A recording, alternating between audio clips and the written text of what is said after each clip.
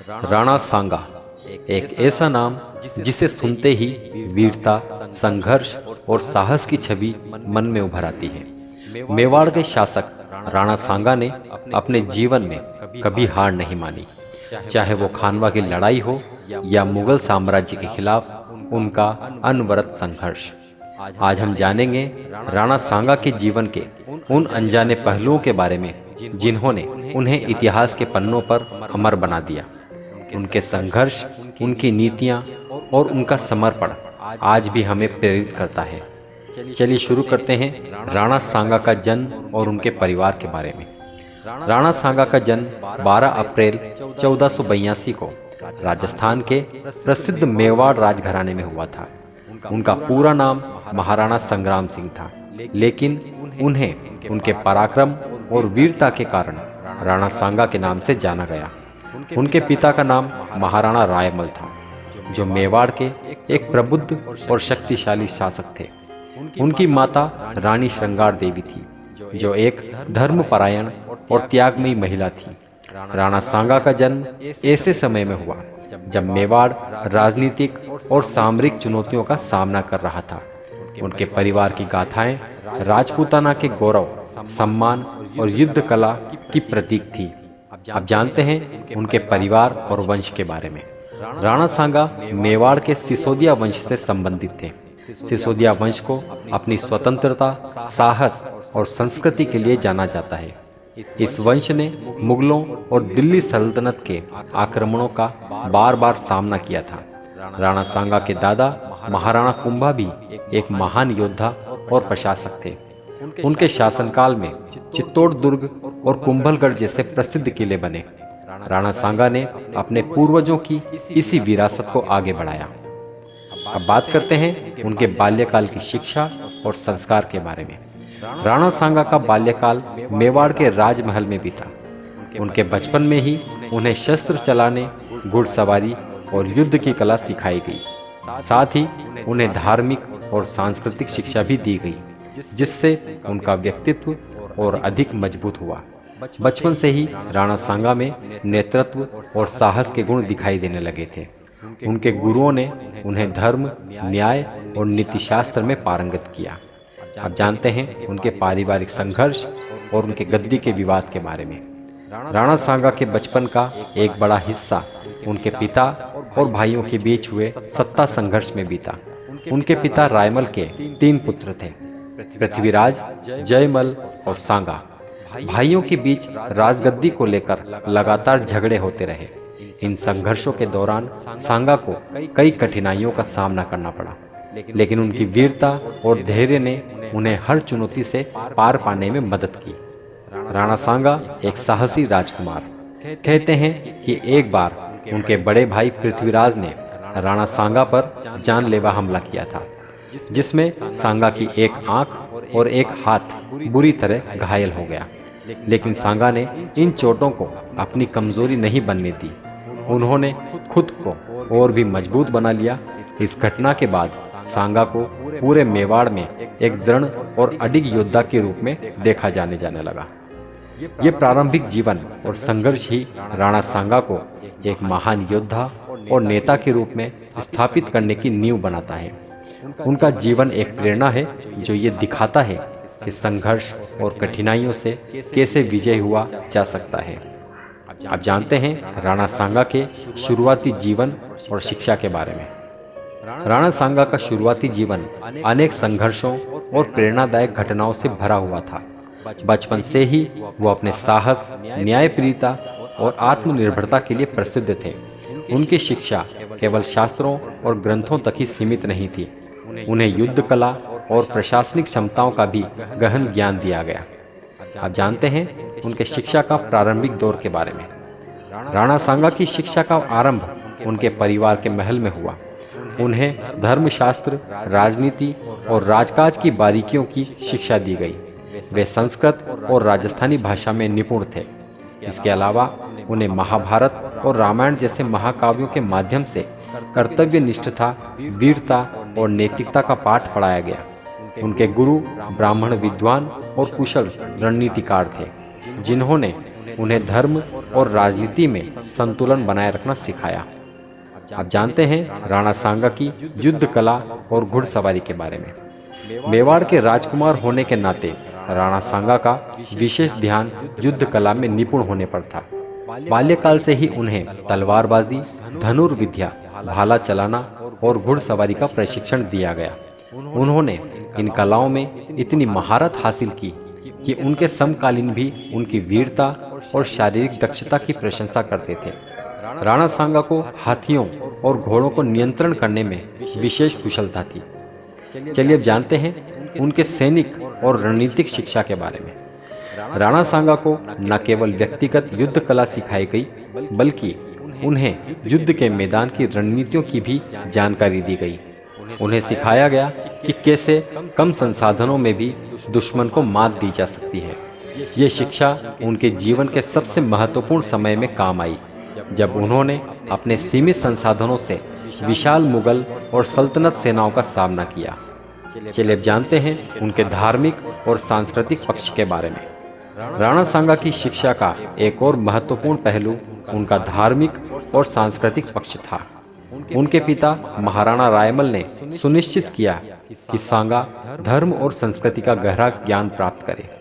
उन्हें यह सिखाया गया कि शासक का कर्तव्य केवल अपनी प्रजा की रक्षा करना ही नहीं, बल्कि धर्म और संस्कृति की रक्षा करना भी है। इसलिए सांगा ने अपने शासनकाल में मेवाड़ की सांस्कृतिक धरोहर को बढ़ावा दिया।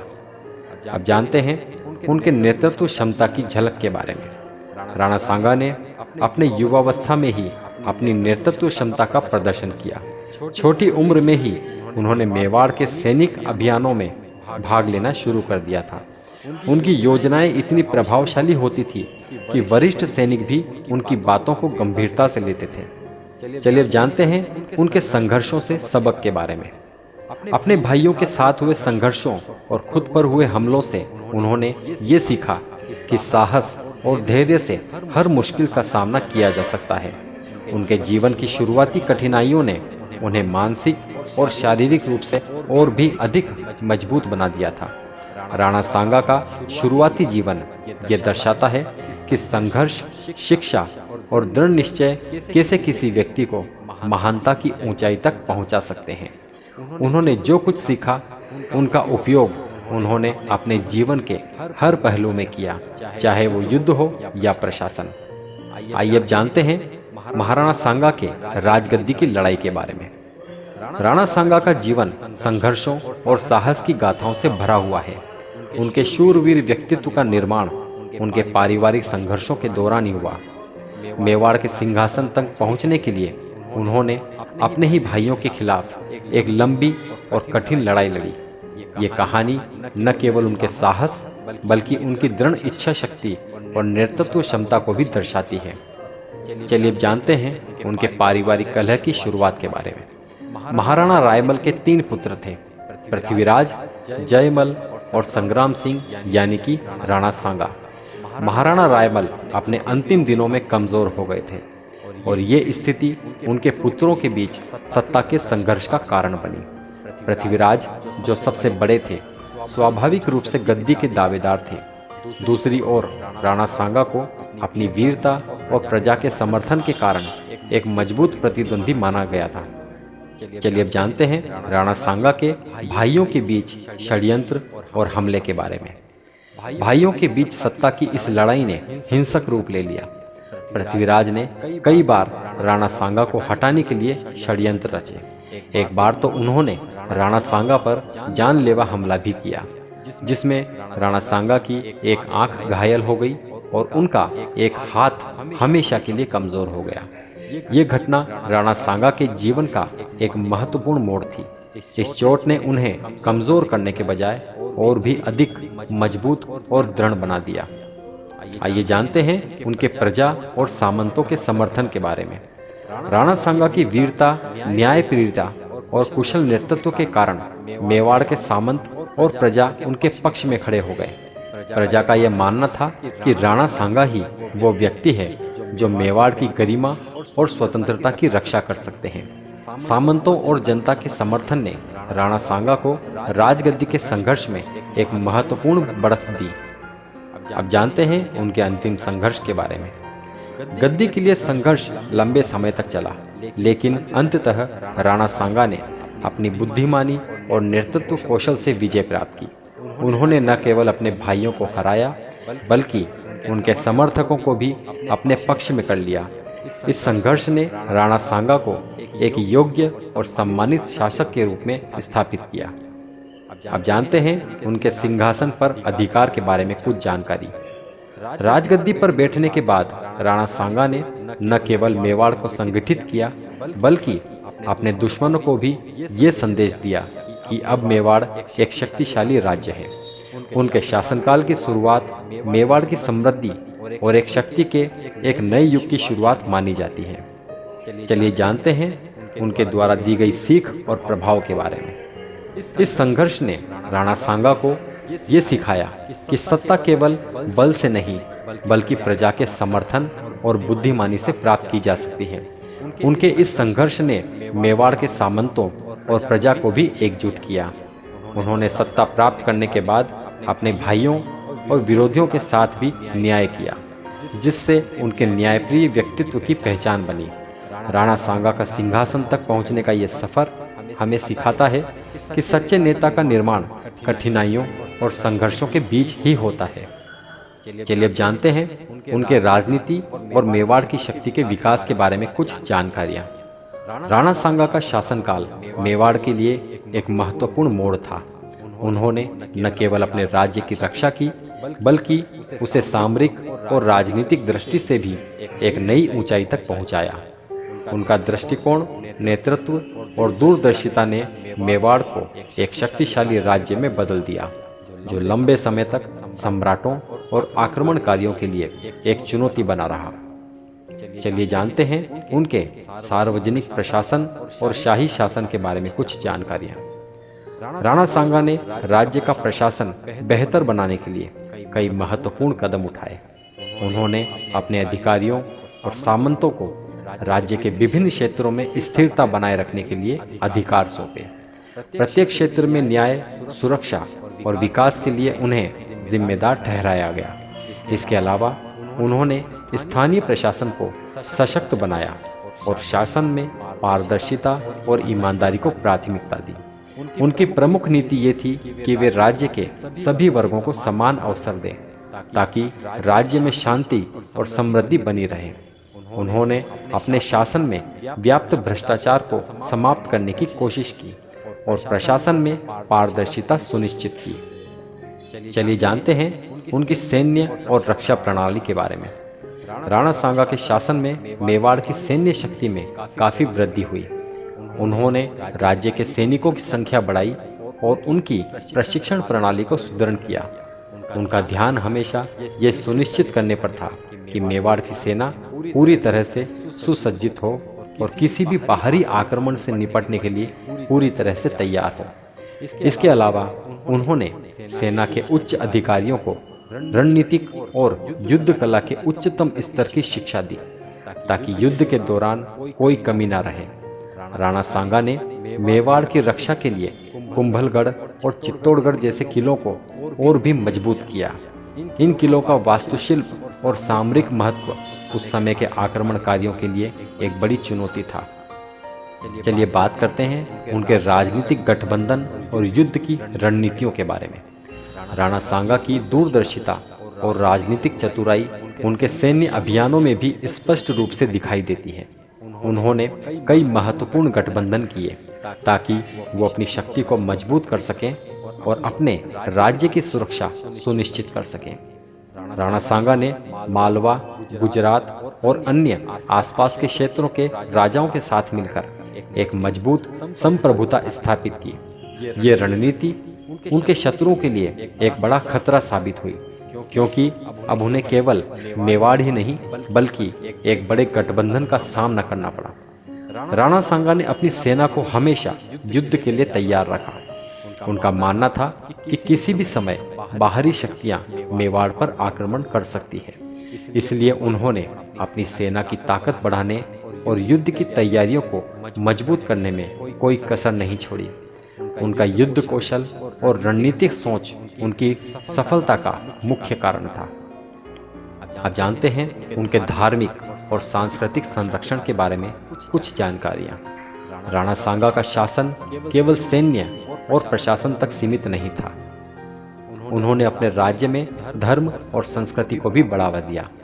वे स्वयं एक धर्मनिष्ठ शासक थे और अपने राज्य में हिंदू धर्म के उत्थान के लिए कई महत्वपूर्ण कदम उठाए।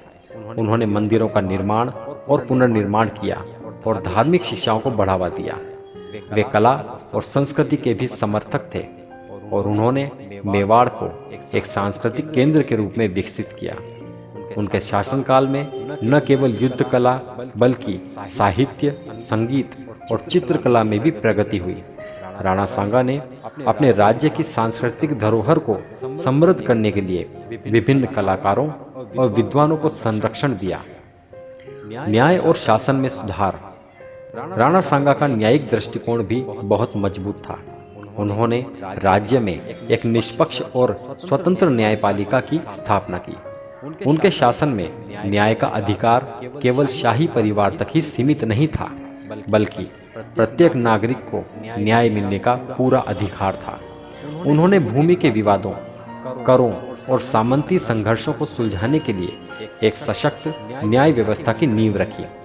मेवाड़ में उनके शासन के दौरान राज्य की शक्तियों का संतुलन बना रहा और सामाजिक व्यवस्था में सुधार हुआ। राणा सांगा ने अपने राज्य में शांति और व्यवस्था बनाए रखने के लिए कठोर कदम उठाए, जिससे उनका शासन लोक कल्याणकारी और प्रगति की ओर अग्रसर हुआ। चलिए जानते हैं बाबर और राणा सांगा के संपर्क के बारे में कुछ जानकारियां। राणा सांगा का शासनकाल मुगलों के लिए एक महत्वपूर्ण चुनौती बन गया था, विशेषकर बाबर के आक्रमण के समय। बाबर, जो दिल्ली सल्तनत के अंतिम शासक इब्राहिम लोदी को हराकर भारत में मुगलों की नींव रख चुका था, उसने अपनी शक्ति को राजस्थान की ओर फैलाने का प्रयास किया। राणा सांगा के नेतृत्व में मेवाड़ ने बाबर के आक्रमण का मजबूती से विरोध किया, जो भारत में दो महान शासकों के बीच एक निर्णायक संघर्ष में बदल गया।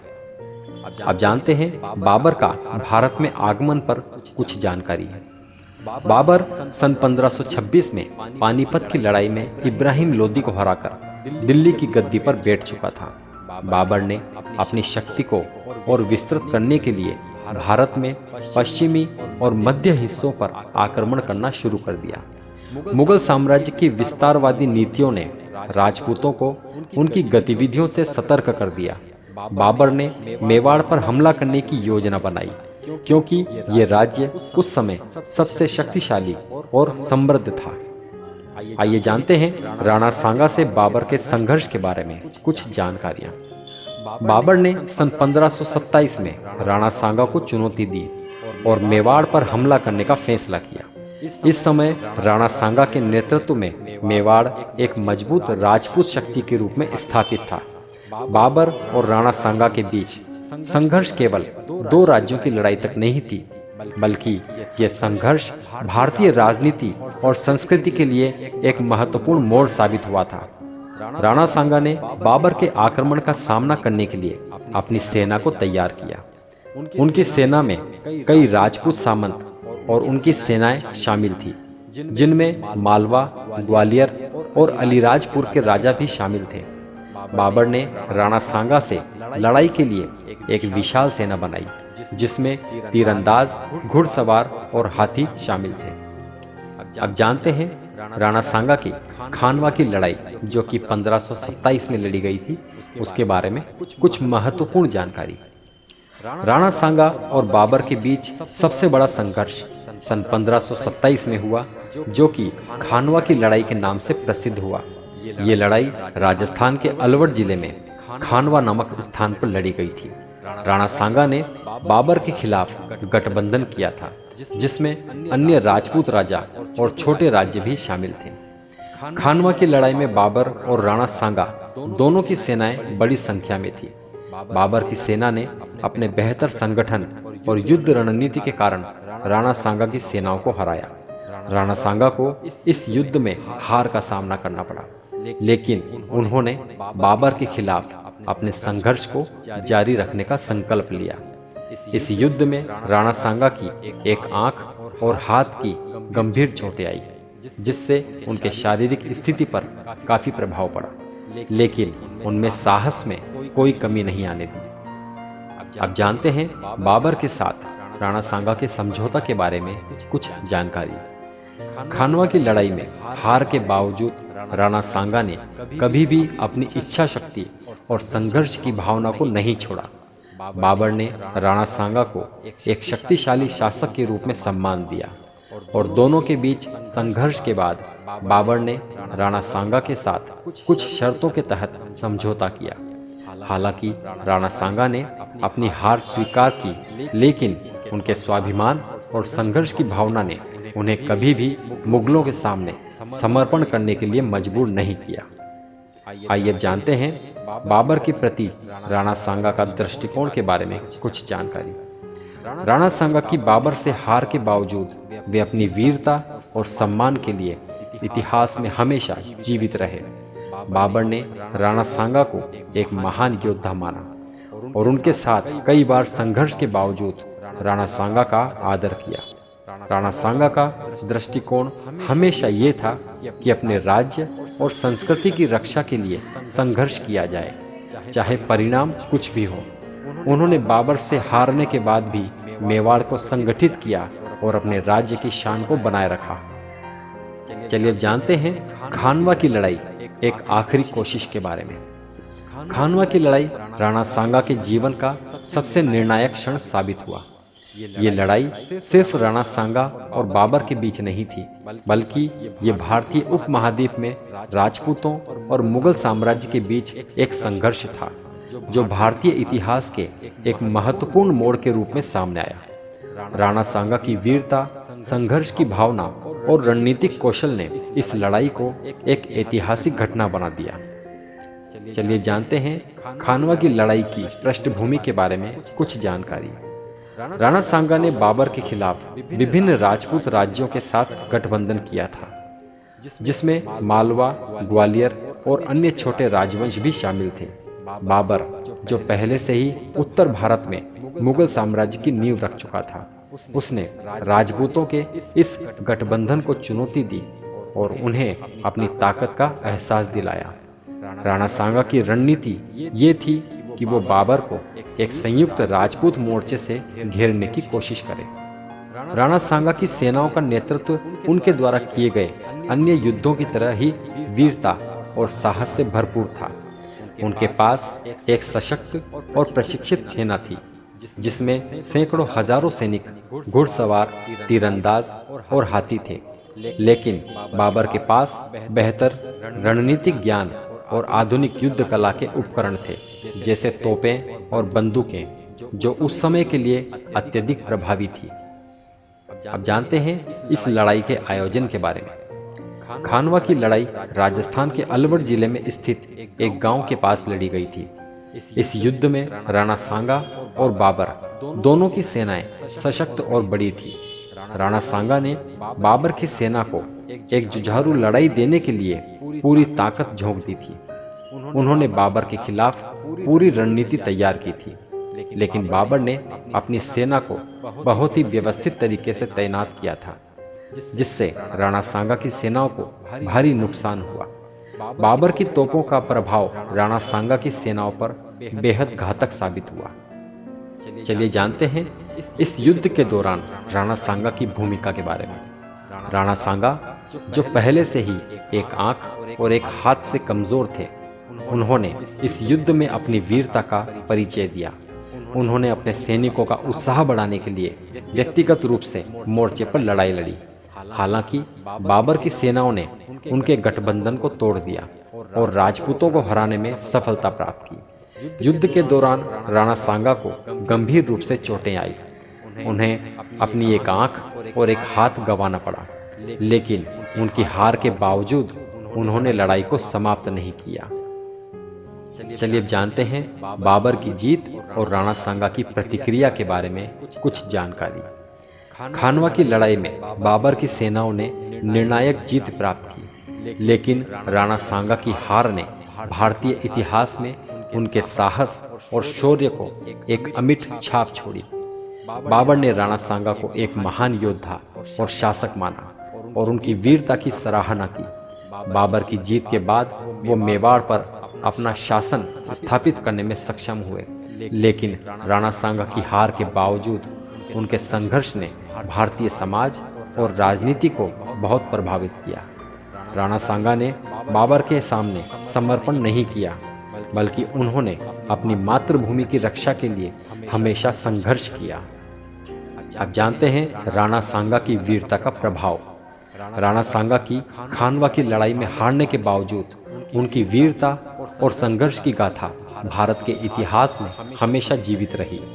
उनके संघर्ष ने भारतीय राजनीति में एक नया संदेश दिया कि बाहरी आक्रमणकारियों के खिलाफ एकजुट होकर ही मुकाबला किया जा सकता है।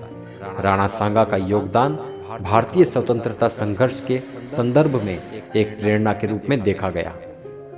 आप जानते हैं राणा सांगा की धीरज और संघर्ष के बारे में कुछ जानकारी। इस युद्ध में हारने के बावजूद राणा सांगा ने कभी भी अपने लक्ष्य को नहीं छोड़ा। उन्होंने मेवाड़ को पुनः संगठित किया और बाबर के खिलाफ नए प्रयास किए। उनके दृढ़ निश्चय और साहस ने उन्हें एक महान शासक के रूप में स्थापित किया, जिसका आदर्श आज भी भारतीय राजनीति और समाज में देखा जाता है। चलिए जानते हैं राणा सांगा का अंतिम संघर्ष और मृत्यु के बारे में। राणा सांगा का जीवन हमेशा संघर्ष और साहस की मिसाल रहा। खानवा की लड़ाई में बाबर से हारने के बावजूद उन्होंने कभी भी हार मानने का नाम नहीं लिया। उनकी वीरता और संघर्ष ने उन्हें भारतीय इतिहास में अमर बना दिया। हालांकि राणा सांगा की मृत्यु उनके जीवन के संघर्षों का अंत नहीं, बल्कि एक और संघर्ष की शुरुआत थी। चलिए अब जानते हैं खानवा की हार के बाद राणा सांगा की स्थिति के बारे में। खानवा की लड़ाई में हारने के बाद भी राणा सांगा का राजनीतिक और सैन्य प्रभाव समाप्त नहीं हुआ। बाबर की जीत के बावजूद राणा सांगा ने अपने राज्य मेवाड़ को फिर से संगठित किया। उन्होंने अपनी सेना को पुनः सुसज्जित किया और अपनी मातृभूमि की रक्षा के लिए एक नई रणनीति बनाई। उनके नेतृत्व में मेवाड़ ने अपनी स्वतंत्रता की रक्षा के लिए संघर्ष जारी रखा, भले ही उनके शरीर पर युद्ध की घातक चोटों का प्रभाव पड़ा था। हालांकि राणा सांगा की शारीरिक स्थिति अब पहले जैसी नहीं रही। उनकी एक आंख और एक हाथ युद्ध के दौरान घायल हो गए थे, जिससे उनकी युद्ध क्षमता में कमी आई। इसके बावजूद उनका मनोबल कभी भी कमजोर नहीं हुआ और उन्होंने अपनी स्थिति को समझते हुए राज्य की रक्षा के लिए अपने साथी राजपूतों के साथ मिलकर संघर्ष जारी रखा। अब जानते हैं राणा सांगा की अंतिम लड़ाई के बारे में। राणा सांगा के जीवन के अंतिम वर्षों में वे कई छोटे युद्धों और संघर्षों में शामिल हुए। उनका मुख्य उद्देश्य अपनी राज्य की स्वतंत्रता की रक्षा करना और बाबर के साम्राज्य के खिलाफ लड़ना था।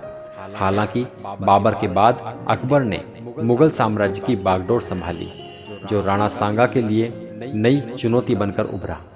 अकबर ने मेवाड़ को अपने साम्राज्य में शामिल करने के लिए कई प्रयास किए और राणा सांगा के स्वास्थ्य की स्थिति अब उन प्रयासों का विरोध करने के लिए पर्याप्त नहीं थी। चलिए बात करते हैं अब राणा सांगा की मृत्यु के बारे में। राणा सांगा का जीवन बहुत ही साहसिक और प्रेरणादायक था।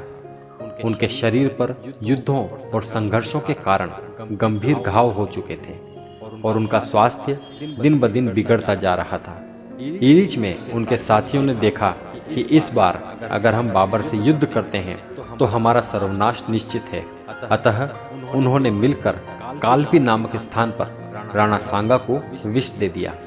विष के कारण 30 जनवरी 1528 ईस्वी को कालपी में ही राणा सांगा की मृत्यु हो गई। उनके निधन से पहले उन्होंने मेवाड़ के भविष्य के लिए अपने बेटे राणा उदय सिंह को आशीर्वाद दिया, जिन्होंने बाद में चित्तौड़गढ़ को बचाने में महत्वपूर्ण भूमिका निभाई। राणा सांगा की मृत्यु के बाद उनका जीवन भारतीय इतिहास में एक अमिट धरोहर के रूप में जीवित रहा। उनकी वीरता, साहस और संघर्ष ने उन्हें एक महान नेता और शासक के रूप में स्थापित किया।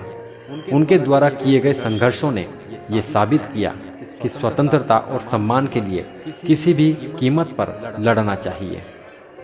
चलिए बात करते हैं राणा सांगा का उत्तराधिकारी और मेवाड़ के भविष्य के बारे में। राणा सांगा के बाद उनके पुत्र राणा उदय सिंह ने मेवाड़ की गद्दी संभाली।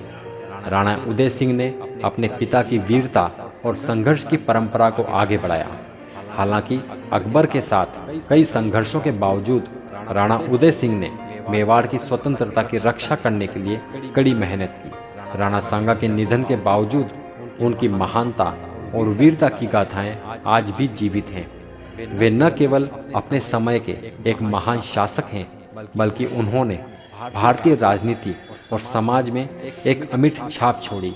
उनका जीवन आज भी हम सभी को ये सिखाता है कि संघर्ष, साहस और आत्मसम्मान के साथ ही कोई भी लक्ष्य प्राप्त किया जा सकता है। चलिए जानते हैं राणा सांगा की सांस्कृतिक और धार्मिक नीतियों के बारे में। राणा सांगा का शासन भारतीय संस्कृति और धर्म के प्रति गहरे सम्मान से परिपूर्ण था। वे स्वयं एक श्रद्धालु हिंदू थे और उन्होंने अपने राज्य में हिंदू धर्म की रक्षा और प्रसार के लिए कई प्रयास किए।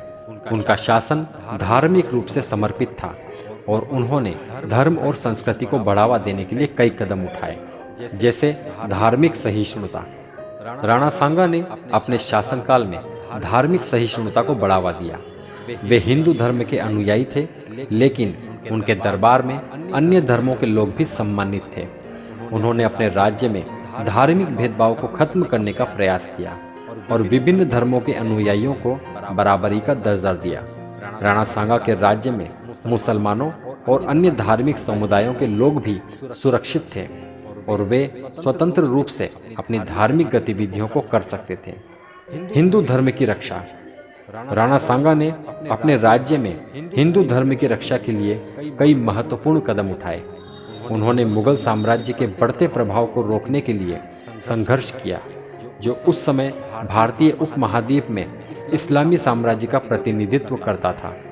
वे अपनी संस्कृति और धर्म को बचाने के लिए दृढ़ थे और उनके नेतृत्व में मेवाड़ ने इस संघर्ष में महत्वपूर्ण भूमिका निभाई। सांस्कृतिक संरक्षण।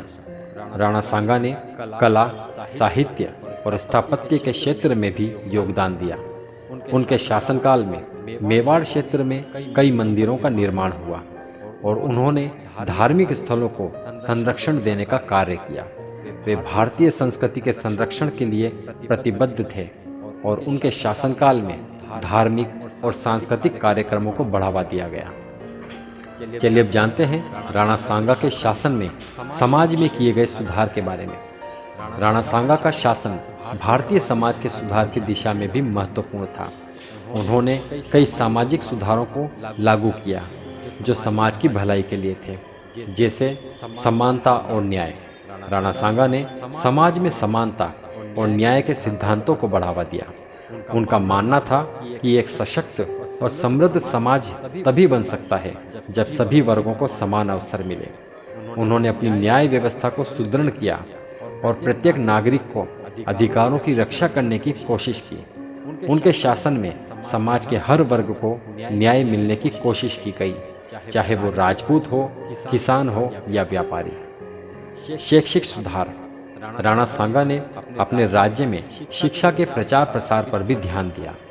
उनके शासनकाल में कई विद्यालयों की स्थापना की गई, जिनमें मुख्य रूप से धार्मिक शिक्षा और संस्कृत शिक्षा पर जोर दिया गया।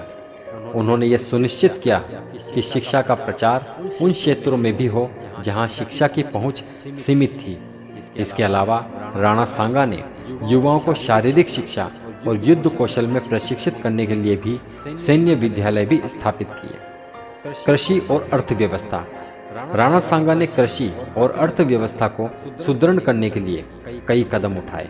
उन्होंने ऋषि तकनीकों को सुधारने की कोशिश की और किसानों के लिए बेहतर सुविधाएं प्रदान की। उनके शासनकाल में मेवाड़ में कृषि उत्पादन बढ़ा, जिससे राज्य की आर्थिक स्थिति मजबूत हुई। चलिए अब जानते हैं राणा सांगा के रिश्ते और मित्रवत गठबंधन के बारे में। राणा सांगा की राजनीतिक और सैन्य रणनीति में उनके मजबूत रिश्तों और गठबंधनों की अहम भूमिका रही। उन्होंने कई राजपूत राज्यों के साथ मित्रवत गठबंधन किया, जो उनकी सैन्य शक्ति को और बढ़ाते थे। राजपूत राज्यों के साथ गठबंधन। राणा सांगा ने मेवाड़ को मजबूत बनाने के लिए अन्य राजपूत राज्यों के साथ राजनीतिक गठबंधन किए। उनके प्रमुख सहयोगियों में मालवा, ग्वालियर और अलीराजपुर के राजा शामिल थे। राणा सांगा ने इन गठबंधनों का इस्तेमाल अपनी सैन्य ताकत को बढ़ाने और बाबर के खिलाफ एक संयुक्त मोर्चा बनाने के लिए किया। हालांकि खानवा की लड़ाई में बाबर के खिलाफ इस गठबंधन का विघटन हुआ, फिर भी राणा सांगा ने युद्ध में वीरता दिखाई और उनका संघर्ष कई अन्य राजपूतों के लिए प्रेरणा का स्रोत बना। बाहरी गठबंधन। राणा सांगा ने अपनी सैन्य और राजनीतिक स्थिति को मजबूत करने के लिए कुछ बाहरी शक्तियों से भी गठबंधन किया। उनके शासनकाल में उनके पास विदेशी सैनिकों का भी समर्थन था। उनकी ये रणनीति विशेष रूप से बाबर और बाद में अकबर के खिलाफ उनके संघर्षों में सहायक रही। अब बात करते हैं शादी और उनके पारिवारिक रिश्तों के बारे में। राणा सांगा के जीवन में विवाह और पारिवारिक गठबंधनों ने भी महत्वपूर्ण भूमिका निभाई। उन्होंने कई अन्य राजवंशों के साथ विवाह संबंध स्थापित किए थे, जिनसे उन्हें राजनीतिक और सैन्य सहयोग मिला। ये रिश्ते उनकी शक्ति को बढ़ाने और मेवाड़ को मजबूत करने में सहायक सिद्ध हुए। तो दोस्तों, ये थी कहानी एक महान योद्धा, एक सच्चे राजपूत और मातृभूमि के प्रति समर्पित महाराणा सांगा की। उनकी जिंदगी हमें सिखाती है कि चाहे परिस्थितियां कितनी भी कठिन क्यों ना हो, अगर आपके इरादे मजबूत हैं तो आप इतिहास रच सकते हैं। महाराणा सांगा ने हमें केवल युद्धों में वीरता ही नहीं, बल्कि अपने मूल्यों और स्वाभिमान के लिए अडिग रहने का महत्व भी सिखाया। उनकी कहानी हर भारतीय के दिल में गर्व की भावना भर देती है। अगर आपको ये वीडियो पसंद आया हो तो इसे लाइक करें, अपने दोस्तों और परिवार के साथ शेयर करें, ताकि ज़्यादा से ज़्यादा लोग महाराणा सांगा की इस प्रेरणादायक गाथा से जुड़े। और हाँ, हमारे चैनल को सब्सक्राइब करना ना भूलें, क्योंकि हम आपके लिए ऐसी ही ऐतिहासिक और प्रेरणादायक कहानियाँ लाते रहेंगे। अगली बार फिर मिलते हैं एक नई कहानी के साथ। तब तक के लिए जय हिंद, जय मेवाड़।